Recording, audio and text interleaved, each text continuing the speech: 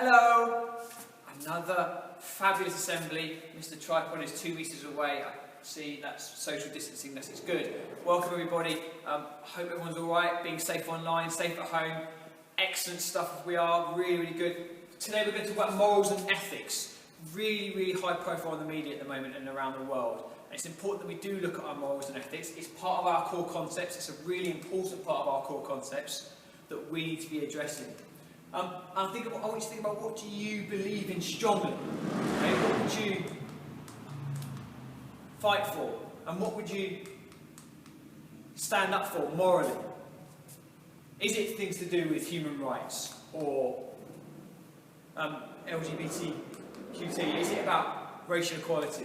Is it about the rights of children? And some examples of what things we should be standing up for morally and saying no to, or yes, it's the right thing.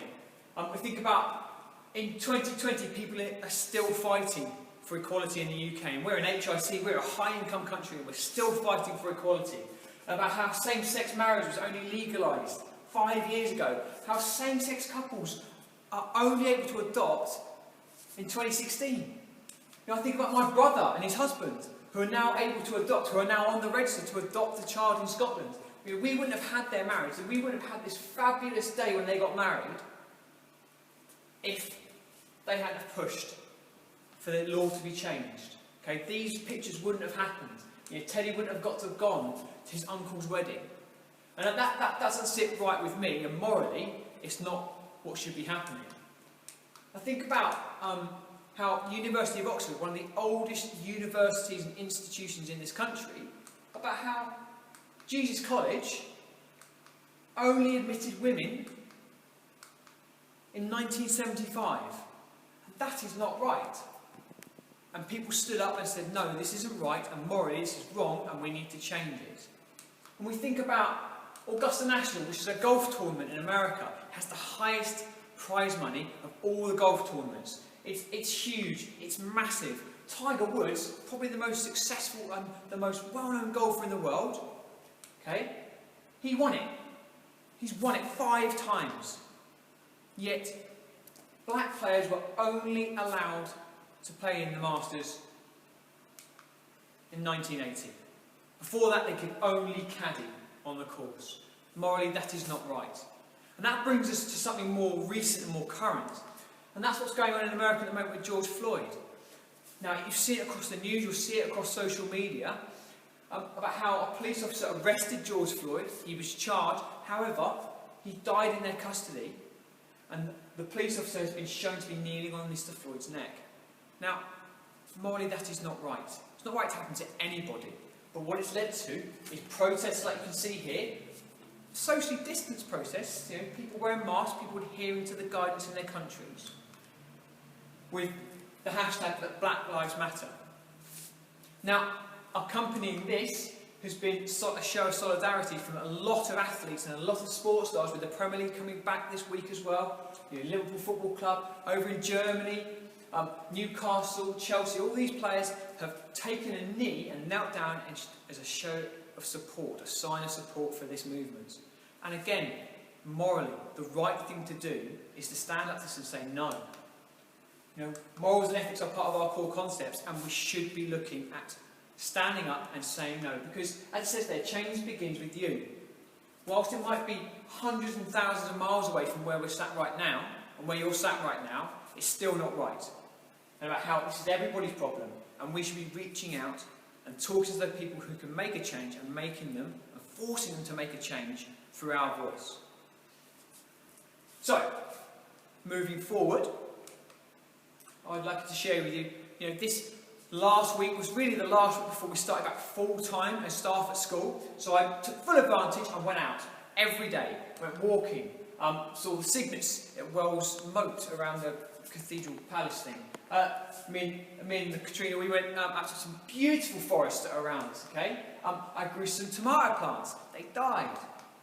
I also saw the Dragon X spaceship that went over my house. That was amazing. Brilliant. I was very excited about that. And then 3 bats flew around my head, so I ran inside. I'm scared of bats.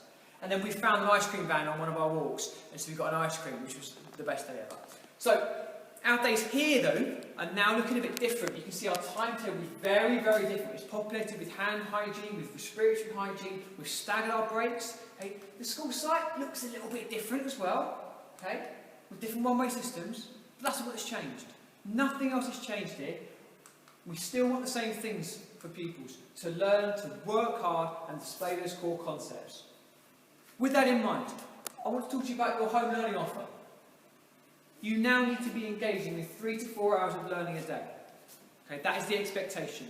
I want you to look at your timetables in your journal, and that's what you should be using to structure your day. So if it says English, Geography, DT at those times, do those things at those times, because that's going to help you structure your day accordingly.